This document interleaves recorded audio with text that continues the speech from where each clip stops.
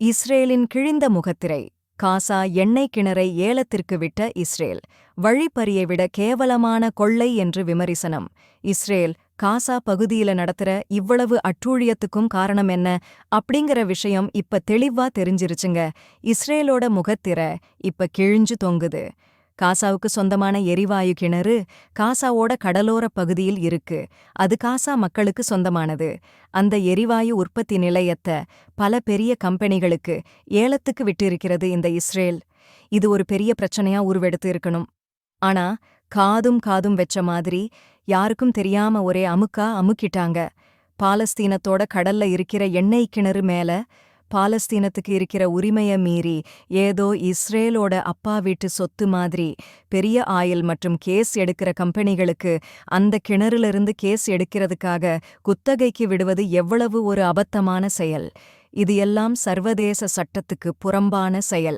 ஆனால் அதையெல்லாம் இஸ்ரேல் அந்த சர்வதேச சட்டத்தையெல்லாம் மதிக்காது. என்ன எதிர்த்துப்பார், என்ன தொட்டுப்பார் அப்படிங்கிற ரேஞ்சில் அட்டூழியம் பண்ணிட்டு திரியுது. ஆனா இந்த ஆட்டமெல்லாம் ரொம்ப நாளைக்கு நிலைக்காது அப்படிங்கிறது தான் உண்மை. அது மட்டுமில்லாம இங்கிருந்து கேஸ் எடுக்கிறதுக்கு யார் யாரெல்லாம் அனுமதி வாங்கியிருக்காங்களோ அவங்க மேலையும் சட்டப்படி நடவடிக்கை எடுக்கலாம். அடுத்தவன் சொத்தை ஏலத்துக்கு விட்ட திருட்டு குற்றத்துக்காக இஸ்ரேல் மீது சட்டபூர்வமான நடவடிக்கை எடுக்கலாம். மிரட்டியும் ஏமாத்தியும் பறித்த சொத்து மேல அதை குத்தகைக்கு எடுத்த பெரிய நிறுவனங்கள் மீதும் நடவடிக்கை எடுக்கலாம். என காசா பகுதி என்பது இஸ்ரேலுக்கு சொந்தமானது கிடையாது. இந்த திருட்டு பசங்க எதுக்கு காசாவுக்குள்ள வந்தாங்க அப்படின்னா, அங்கே இருக்கிற ஹமாஸ் போராளிகளால எங்களோட நாட்டுக்கு பிரச்சனை அதிகமா வருது, அதனால ஹமாஸ ஒழிக்காம விடமாட்டோம் அப்படிங்கிற ஒரு குற்றச்சாட்டை முன்வச்சுதான் இவ்வளவு தூரம் அவங்க உள்ள வந்தாங்க.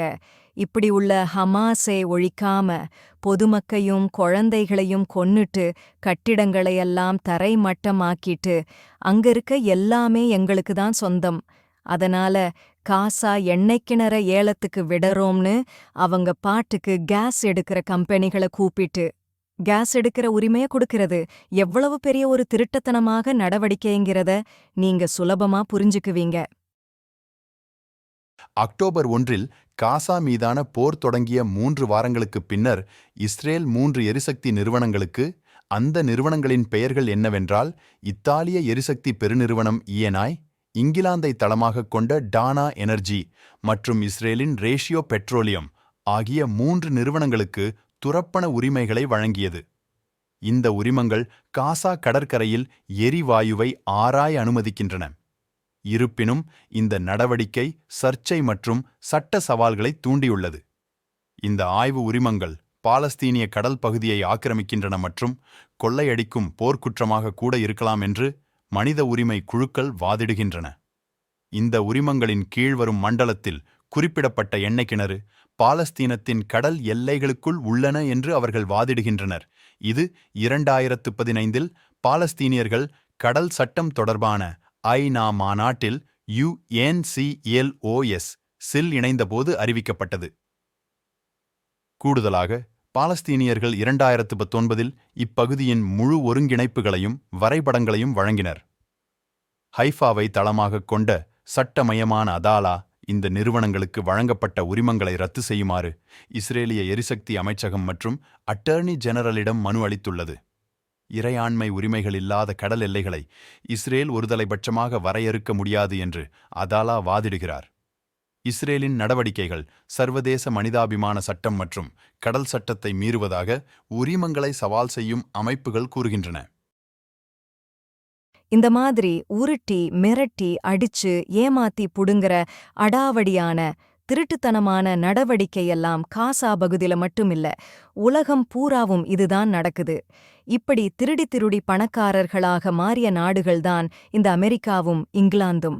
இந்த மாதிரியான அயோக்கிய நாடுகள் மற்ற யாரும் தங்களுக்கு போட்டியாக வந்துடக்கூடாதுன்னு ஐக்கிய நாடுகள் சபைய தங்களோட எண்ணத்தையும் நலனையும் செயல்பாடுகளையும் பாதுகாக்கிறதுக்காக உருவாக்கிட்டாங்க.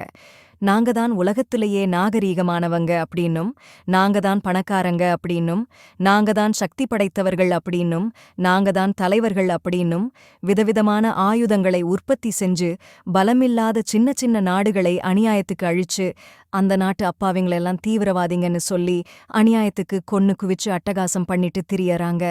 இவங்க நல்லா இருக்கிற நாடுகள் மேலையெல்லாம் ஆக்கிரமிப்பு பண்ணி நாங்க இது பண்ணி தர்றோம் அது பண்ணி தர்றோம் அப்படின்னு பல பொய்களை சொல்லி அந்த நாட்டுல உட்கார்ந்து அந்த நாட்டோட மொத்த நிலப்பரப்பையும் தங்களோட கண் பார்வைக்கு கீழே கொண்டு வந்துடுறாங்க. அப்புறம் அவ்வளவுதான், அங்க இருக்கிற இயற்கை வளங்கள் என்ன, எவ்வளவு தேரும் அப்படின்னு கணக்கு போடுறாங்க. அப்புறம் அங்க கண்டுபிடிக்கிற இயற்கை வளங்களை சுருட்டிட்டு போறதுக்கு தந்திரமா அந்த நாட்டு அரசாங்கத்துக்கிட்ட பேசுறாங்க. ஆனா அந்த நாட்டு அரசாங்கம் மறுத்துருச்சுன்னா அவ்வளவுதான்.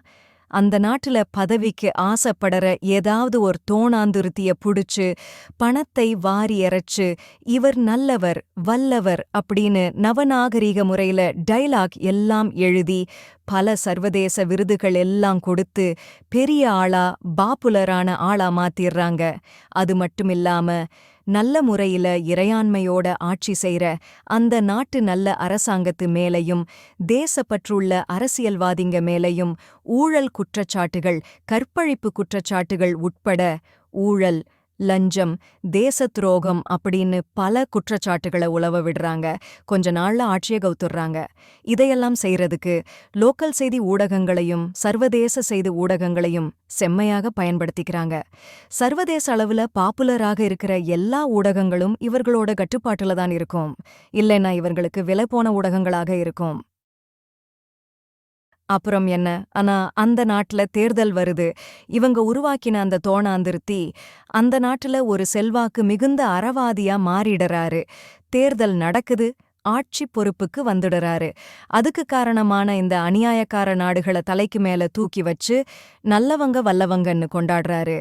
அவரோட இந்த உயர்வுக்கு பிரதியுபகாரமா அவங்க நீட்டுற அக்ரிமெண்ட்ல எல்லாம் கையெழுத்து போட்டு சீல் வச்சு கொடுத்துடுறாரு. போச்சா? நல்லா பாதுகாப்பா இருந்த இயற்கை வளங்கள் எல்லாம் போச்சா? அந்த வளங்களை சுரண்டறப்போ அதை எதிர்க்கிற அந்த பகுதி மக்களை தாக்குறாங்க. அந்த தாக்குதலையும் மீறி போராட்டமும் எதிர்ப்பும் இருந்ததுன்னா தீவிரவாதிகள்னு சொல்றாங்க. பயங்கரவாதிகள் ஊடுருவல் அப்படின்னு சொல்லி பலரை சுட்டுத் தள்ளுறாங்க. இராணுவத்தை நிறுத்துறாங்க. அப்புறம் எல்லா கதையும் முடிந்து போய்விடும். பிறகு சுரண்ட வளங்கள் எல்லாம் தீர்ந்து போறப்ப அங்க இருந்து பக்கத்து நாட நோட்டம் போடுறாங்க. எல்லை பிரச்சனைய புதுசா உருவாக்குறாங்க. இவங்கள எதிர்க்கிற நாடுகள்ல இருக்கிற உள்ளூர் பிரச்சனைகள்ல நேரடியாகவோ அல்லது லோக்கல் அரசியல்வாதிகளை வச்சு மறைமுகமாகவோ தலையிடுறாங்க. எல்லா இடத்துலயும் ஊழல், கொலை, கொள்ளை, பொதுச் சொத்துக்கள் சூறையாடல் அப்படின்னு நினைத்து பார்க்க முடியாததையெல்லாம் கட்டவிழ்த்து விடுறாங்க. இது ஒரு தொடர்கதைதான். இது தொடர்ந்துகிட்டேதான் இருக்கும். ஆக இந்த அமெரிக்கா, ஐரோப்பா போன்ற நாடுகளோடு சகவாசம் வச்சுக்காத நாடுகள் எல்லாம் நிம்மதியாக இருக்கும் என்பதுல ஏதாவது சந்தேகம் இருக்கிறதா? இந்த செய்தியானது சதி அப்படிங்கிற கடலுக்குள்ள இருக்கிற ஒரு துளிதான். இன்னும் நிறைய இருக்கிறது. அதையெல்லாம் கொஞ்சம் கொஞ்சமாக எதிர்காலத்தில் பரிமாறிக்கொள்வோம். எங்களது சேனலை சப்ஸ்கிரைப் செய்து கொள்ளுங்கள். இந்த செய்தியை கேட்கிற நீங்கள் அனைவரும் தவறாமல் தங்கள் கமெண்டுகளை பதிவு செய்யணும்னு கேட்டுக்கிறோம். எங்களது உச்சரிப்பு மற்றும் இதர குறைகளை நீங்கள் கண்டறிந்தால் பொறுத்துக்கொள்ள வேண்டுகிறோம். கூடிய விரைவில் இவை அனைத்தையும் சரிசெய்ய முயற்சிகள் மேற்கொண்டு வருகிறோம். நன்றி.